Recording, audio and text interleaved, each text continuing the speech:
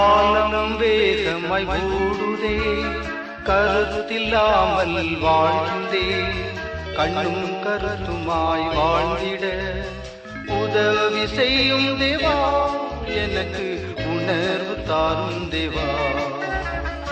உதவி செய்யும் தேவா, எனக்கு உணர்வு தாரும் தேவா. காலம் வேகமாய் ஓடுதே,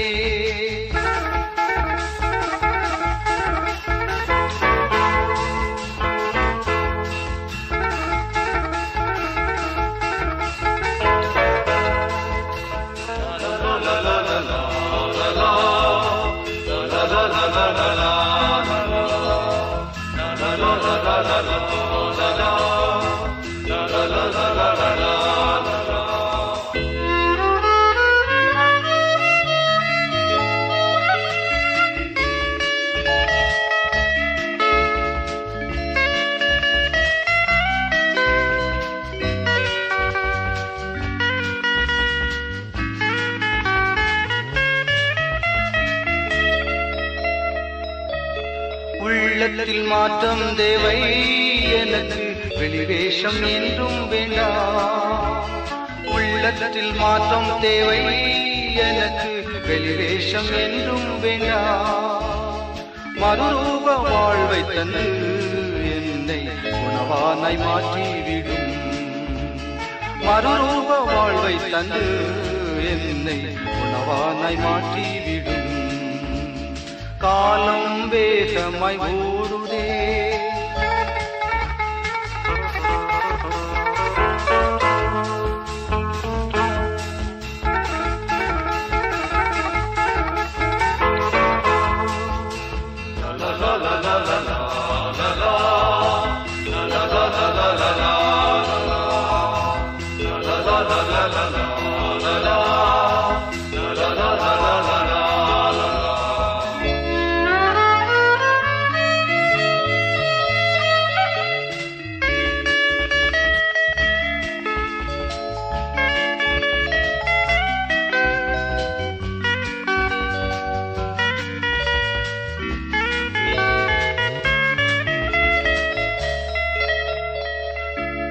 கல்வாரி காட்சி கண்டேன், அந்த காயங்கள் என்னால் என்றே.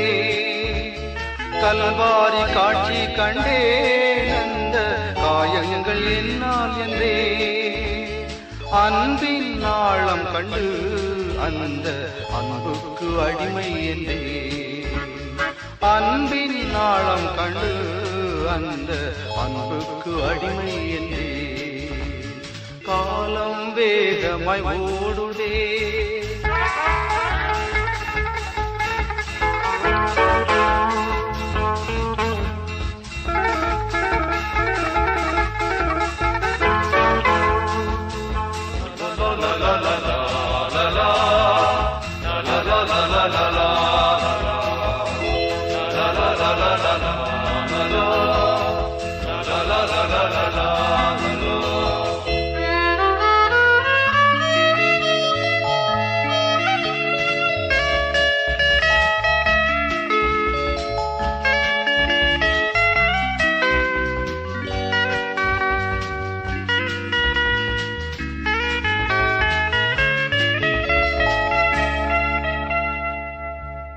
கண்ணீருடன் ஜெபிக்க எனக்கு ஜெபத்தின் ஆவி தாரும்.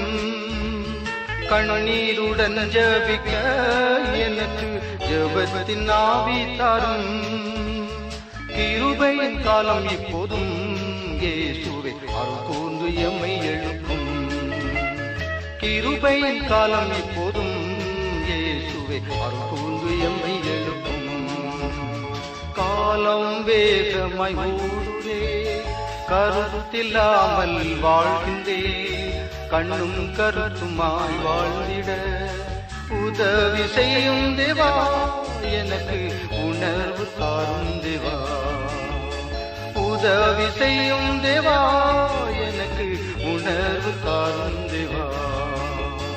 காலம் வேகமாய் ஓடுதே.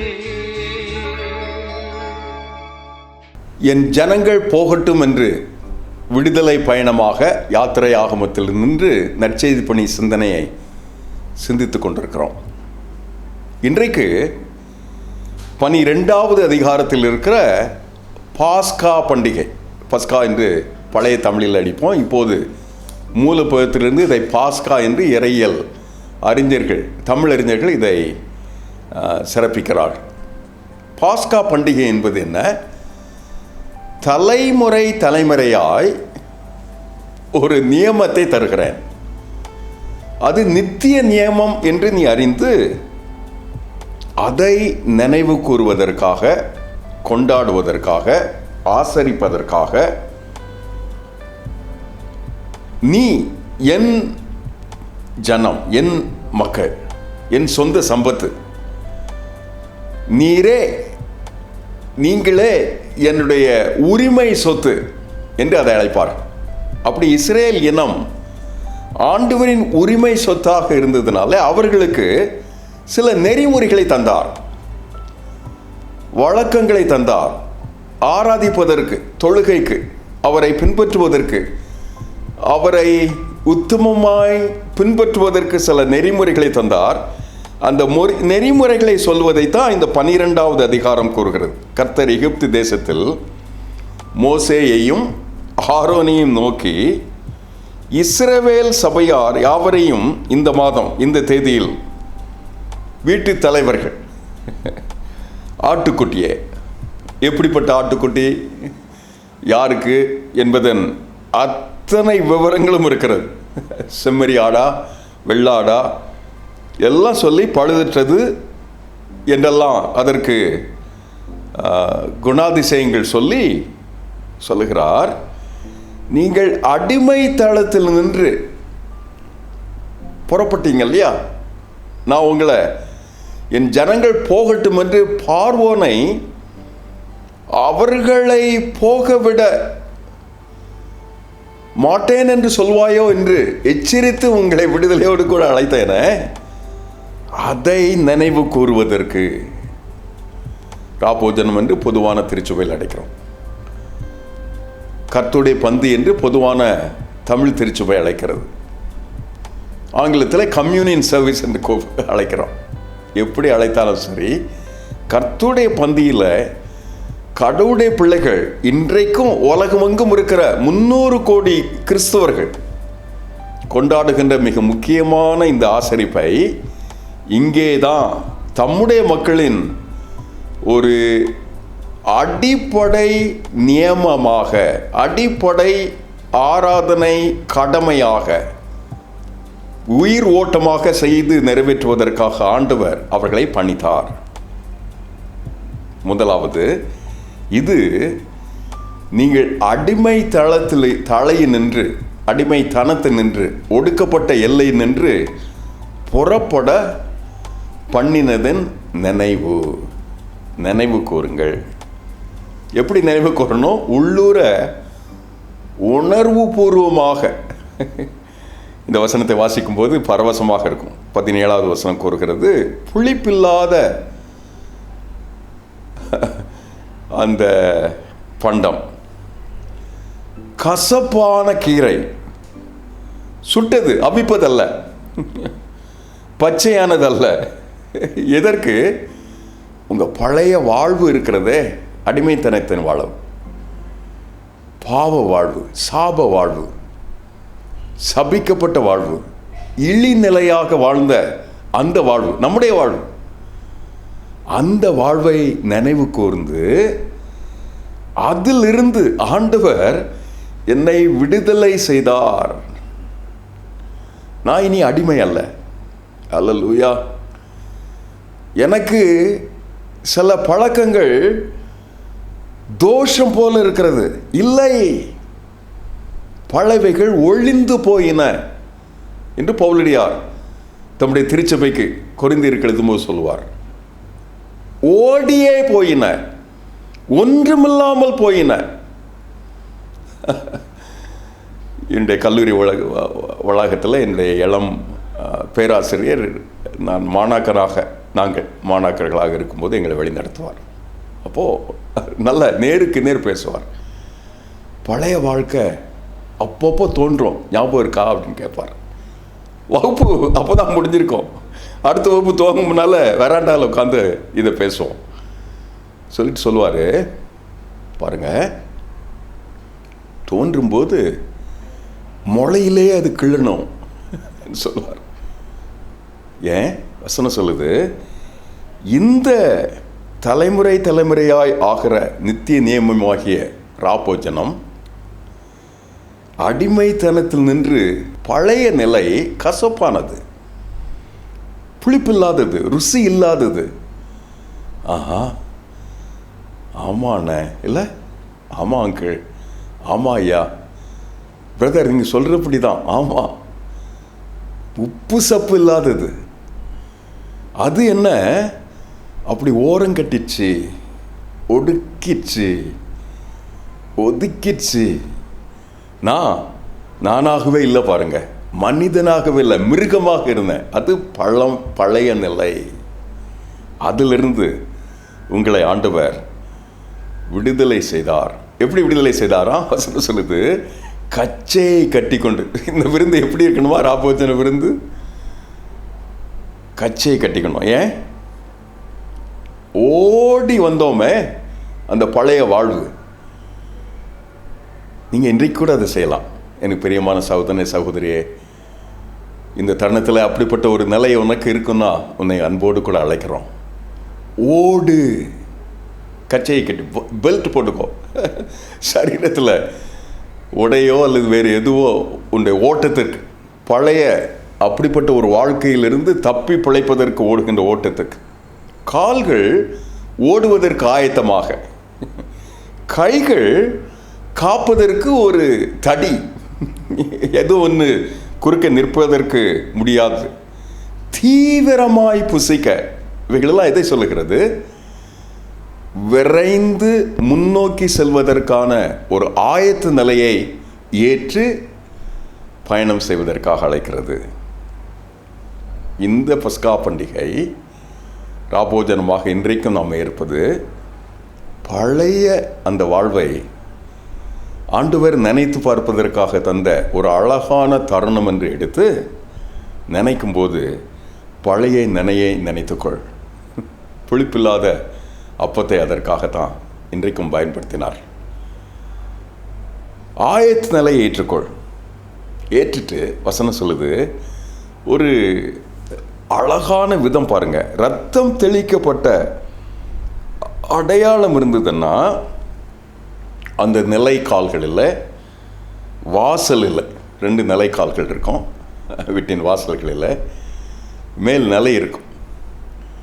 போகிறவர்கள் வருகிறவர்கள் அதை தவிர்த்து வாழ முடியாது. சங்காரக்காரன் என்று ஒரு மனிதன், ஒரு ஒரு தூதன் கடவுளின் திட்டத்திற்கு எகிப்தின் அடிமைத்தனத்தில் உங்களை ஆக்கியவர்களை, ஒடுக்கியவர்களை, சர்வாதிகாரம் செய்தவர்களை நாசகாரம் செய்வதற்காக சங்காரம் செய்ய போகிறேன்.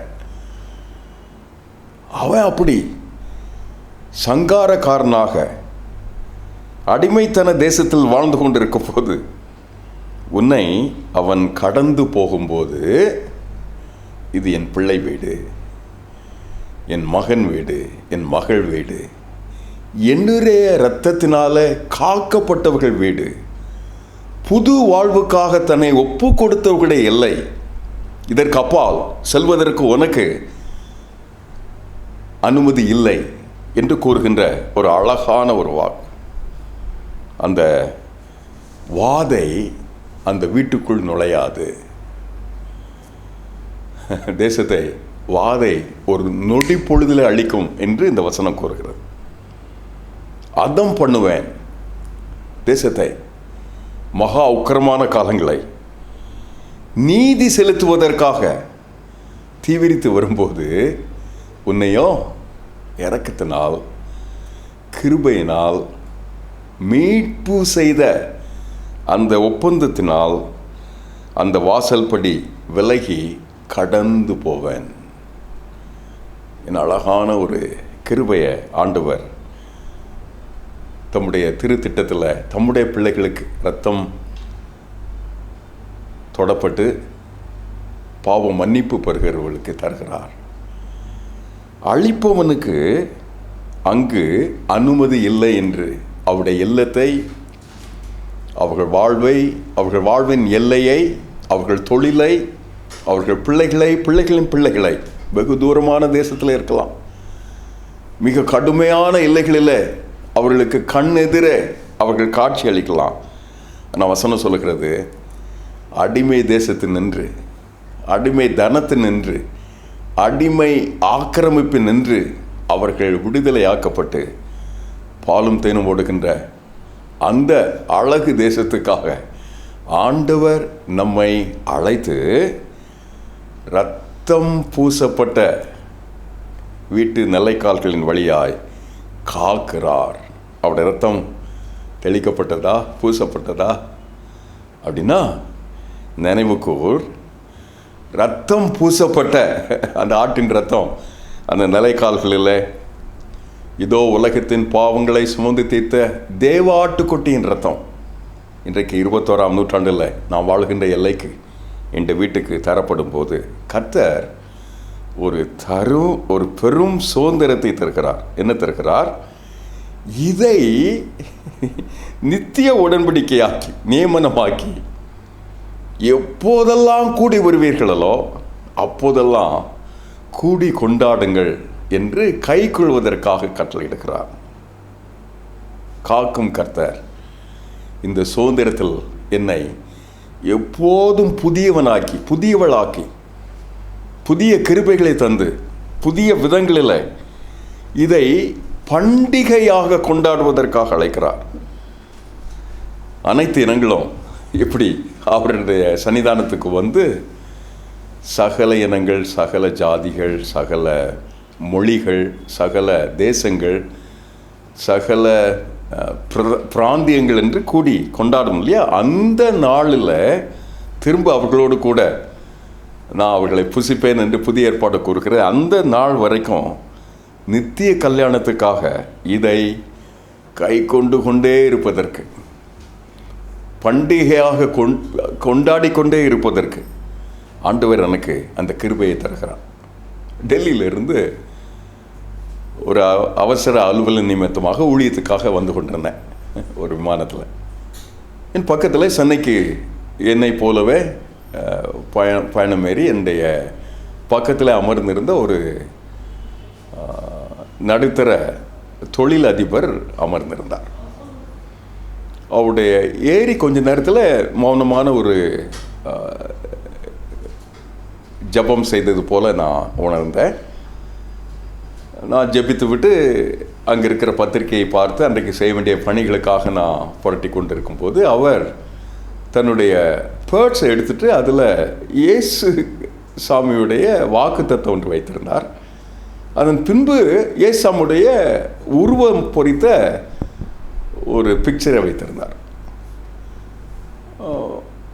ஏறத்தாழ 2 மணி நேரத்திற்கு மேலாக விமானம் வானத்தில் பறந்து கொண்டு இருக்கிறது. 2 மணி நேரமும் இந்த வாக்குத்தத்தத்தை வாசிக்கிறார். அந்த படத்தை பார்க்கிறார், இயேசு கிறிஸ்துவுடைய புகைப்படம், அதை பார்க்கிறார், வாசித்து கொண்டே இருக்கிறார். எப்போதாவது ஒரு நேரம் எடுத்து ஒரு பிரேக் எடுத்தாருன்னா அவர்கிட்ட பேசலான்னு சொல்லி நான் ஸ்மைல் பண்ணி பார்க்குறேன். அவர் என்னை கவனிப்பதற்காகவே இருப்பது போல இல்லை. தரையிறங்கிச்சு சென்னையில். அவரை விடக்கூடாது என்று சொல்லி நான் கொஞ்சம் ஒரு நிமிஷம் உங்களோட பேசலாமான்னு கேட்டேன். தாராளமாக பேசலாமே, ஏன் அப்படின்னு கேட்டேன். உடனே எந்த சபைக்கு போகிறீங்கன்னு கேட்டேன். சொன்னார், நான் சபைக்கே போகலன்னு சொன்னார். ஏன் ஐயான்னு கேட்டேன்.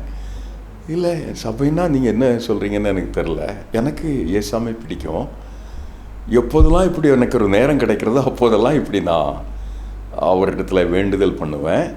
என் மனைவிக்காக வேண்டுதல் பண்ணேன், என் பிள்ளைகளுக்காக வேண்டுதல் பண்ணேன், அவருடைய படிப்புக்காக வேண்டுதல் பண்ணேன், கடவுள் எனக்கு தந்த தொழிலுக்காக வேண்டுதல் பண்ணேன். எவ்வளோ நாளாக பண்ணுறீங்கன்னு கேட்டேன். அந்த அன்றைக்கு ஒரு 20 ஆண்டுகளுக்கு மேலாக இப்படி நான் பண்ணுறேன். காலைதோறும் அவர் தந்த வேதாமத்தை வாசிப்பேன். நாங்கள் குடும்பமாக இரவும் வாசிப்போம். ஆனால் நீங்கள் சொல்கிற மாதிரி சபை திருச்சபைன்னு சொல்கிறதெல்லாம் எங்களுக்கு தெரியாது, அங்கே எங்கேயுமே போனதில்லை. அப்போ திருமுழுக்கு அந்த மாதிரிலாம் நீங்கள் சொல்கிறதெல்லாம் எனக்கு புரியல. அப்படிலாம் நாங்கள் செய்கிறதில்ல, எந்த சபைக்கும் போகிறதில்ல. ஆனால் ஏசாமி தான் எங்களை கடவுள், அவரை வழிபடுகிறோம். ஒதுங்கியவர்கள்னு சொன்னோம் இல்லையா, ஓரங்கட்டவர்கள் இருந்தார்கள், ஒடுக்கப்பட்டவர்கள் இருக்கிறார்கள், ஒதுங்கியவர்கள். நான் எறியல் கல்லூரியில் என்னுடைய முதுகலை பட்டத்தை படித்து கொண்டிருக்கும்போது ஜெர்மானிய ஒரு இறையாளர் எங்களுடைய கல்லூரியில் பேராசிரியராக இருந்தார். சென்னை பட்டணத்தை ஆய்வு செய்து ஏறத்தாழ 20 லட்சம் பேர் திருமுழுக்கு எடுக்காதபடி, தாங்கள் கிறிஸ்தவர்கள் என்று அறிக்கை செய்யாதபடி கிறிஸ்துவை பின்பற்றுபவர்களாக சென்னை பட்டணத்தில் வாழ்வதற்கு வாய்ப்பு இருக்கிறது என்று ஒரு அறிக்கையை நிரூபணமாக தந்தார். அந்த மாலையில் மார்க்கு திருச்சபை என்கிற ஒரு ஆங்கில திருச்சபை பிராட்வேயில் இருக்கிறது. அந்த திருச்சபையில் நான் செய்திக்காக சென்றிருந்தேன். செய்தி முடிந்த பிறகு நானும் போதகர் உட்கார்ந்திருந்து பேசி கொண்டிருந்தோம்.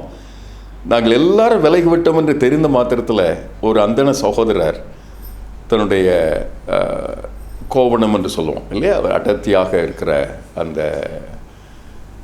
நேரியல் துண்டில் வந்தார். சரீரம் முழுவதும் திருநீர் பூசப்பட்டிருந்தது, கொண்டை வைத்திருந்தார். ஐயோ,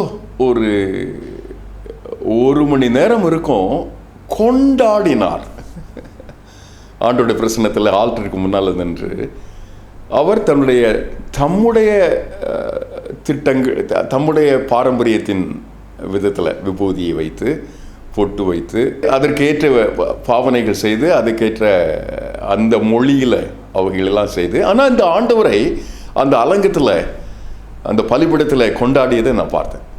அப்படி ஆண்டவர் ஒருவர் விடாதபடி ஓரங்கட்டப்பட்டவர்கள், ஒடுக்கப்பட்டவர்கள், ஒதுங்கி நிற்கிறவர்கள் என்று எல்லாரையும் ஒரு கொடைக்குள்ளாக இந்த பந்தியில் அழைக்கிறார். அது கர்த்தரின் பந்தி. ராபோஜனம் கை கொள்வதற்கு, அதை கொண்டாடுவதற்கு, பண்டிகையாக்குவதற்கு, அதற்கு அத்தனை முக்கியத்துவம் தருவதற்கு, திரும்ப திரும்ப வாழ்வு நெறியாக அவைகளை வைத்துக் கொள்வதற்கு ஆண்டவர் என்னை அழைக்கிறார். ஏன்? தலைமுறையாய் ஒரு நித்திய நியமம். என்ன நியமனோ? உனக்கு அடிமைத்தனம் இருந்தது, உன்னை பார், அதிலிருந்து விடுதலை செய்தேன். இப்போதோ நீ புது வாழ்வு வாழ்கிறாய். அந்த பழையதை நினைவுக்கோர். புதிய வாழ்க்கைக்காக, புதிய நோக்குக்காக, புதிய எல்லைக்காக புறப்பட்டு போ. இந்த 2 நிகழ்ந்து கொண்டிருக்கும் போது அந்த நிகழ்வை எப்போதெல்லாம் சபையாய், கடவுளின் பிள்ளையாய் கூடி வருவோமோ அப்போதெல்லாம் கொண்டாடு, பண்டிகையாக்கு.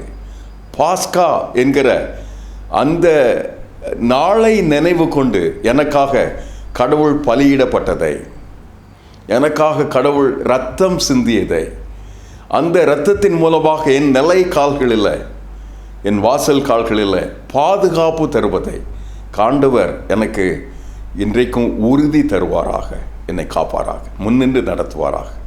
ஆமென். பரமதகப்பனே, அப்படிப்பட்ட ஒடுக்கப்பட்டவர்களுக்கு, ஓரங்கட்டப்பட்டவர்களுக்கு,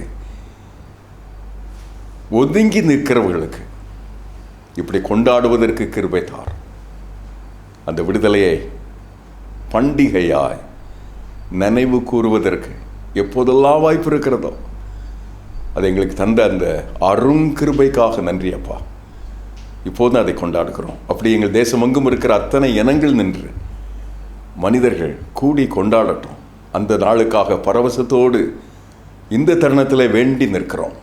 இயேசுவின் நாமத்தில் தாழ்மையாய் ஜெபிக்கிறோம் நல்ல பிதாவே.